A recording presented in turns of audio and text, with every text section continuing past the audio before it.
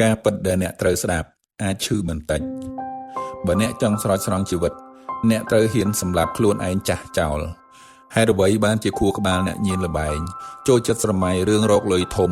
ឬរកលុយលានដុល្លារឲ្យបានលឿនដោយមិនព្រមចាប់ផ្ដើមពីការងារតូចតាចក៏ព្រោះតែការឈឺចាប់ក្នុងពេលបច្ចុប្បន្នវាធំពេកបំណុលជុំទឹះការខ្សឹបខ្សៀវពីអ្នកជុំវិញខ្លួននិងការបាត់បង់តម្លៃខ្លួនឯងធ្វើឲ្យអ្នកចង់បានផ្លូវកាត់ដើម្បីដោះស្រាយបញ្ហាទាំងអស់ក្នុងពេលតែមួយអ្នកមិនបានស្រមៃចង់បានលុយដើម្បីសេចក្តីសុខទេប៉ុន្តែអ្នកចង់បានលុយដើម្បីលាងជម្រះកំហុស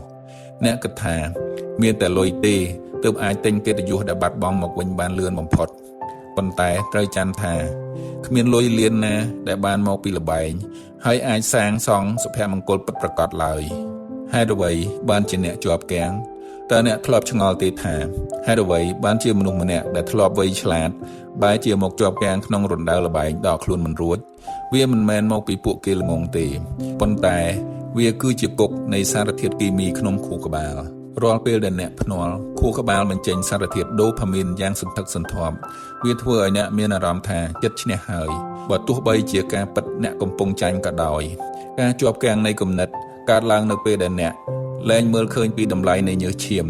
អ្នកលែងជឿលើការខិតខំប្រឹងប្រែងតែអ្នកជឿទៅលើសំណាងអ្នកជាប់គាំងព្រោះអ្នកចង់យកលុយដែលចាញ់ត្រឡប់មកវិញដោយប្រើវិធីដែលធ្វើឲ្យអ្នកចាញ់ដដែល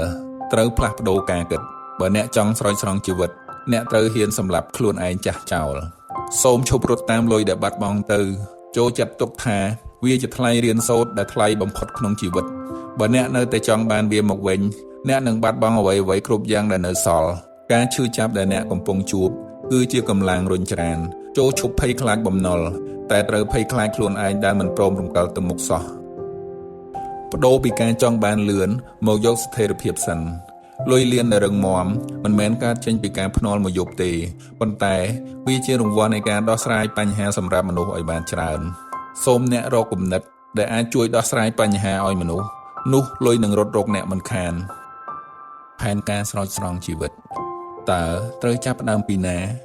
អ្នកមានតែជីវិតប៉ុណ្ណោះជាដើមទុនមែនទេនេះគឺជាផែនការរបស់អ្នកជំហានទី1ការកាត់ផ្ដាច់លុបចោលរាល់កម្មវិធីល្បែងកាត់ផ្ដាច់មិត្តភ័ក្តិដែលបបួលលេងនិងបរិយាកាសអូសទាញត្រូវចាំថាបើអ្នកមិនអាចបដូរជំនឿបានទេអ្នកក៏មិនអាចបដូរជីវិតបានដែរជំហានទី2ប្រឈមមុខនឹងបំណុលកុំរត់គេចជួបម្ចាស់បំណុលសារភាពត្រង់និងសូមការយោគយល់ដើម្បីទុកពេលវេលាឲ្យអ្នកក្រោកឈរឡើងវិញសូមអង្វរពួកគេឲ្យចាត់ទុកថាអ្នកបានស្លាប់បាត់ទៅហើយការប្រឈមមុខនឹងធ្វើឲ្យអ្នកស្ងប់ចិត្តជំហានទី3វិលរកការងារដែលផ្ដល់តម្លៃ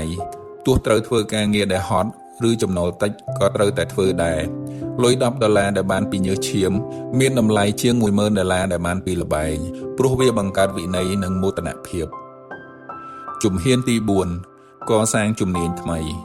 ប្រើពេលដែលធ្លាប់អង្គុយមើលការភ្នាល់មកមើលវីដេអូបង្រៀនជំនាញចាប់ផ្ដើមពីជំនឿកសាងអាជីវកម្មតូចៗឬសេវាកម្មអ្វីមួយដែលអ្នកធ្វើបានល្អជាងគេជីវិតរបស់អ្នកមិនទាន់បញ្ចប់ត្រឹមបំណុលឬការចាញ់ល្បែងនោះទេអ្នកនៅមានដង្ហើមអ្នកនៅមានជីវិតរស់អ្នកអាចក្លាយជាស្ថិរលុយលានបានប៉ុន្តែត្រូវក្លាយជាស្ថិរលុយលានដែលកើតចេញពីសមត្ថភាពមិនមែនសំណាងទេ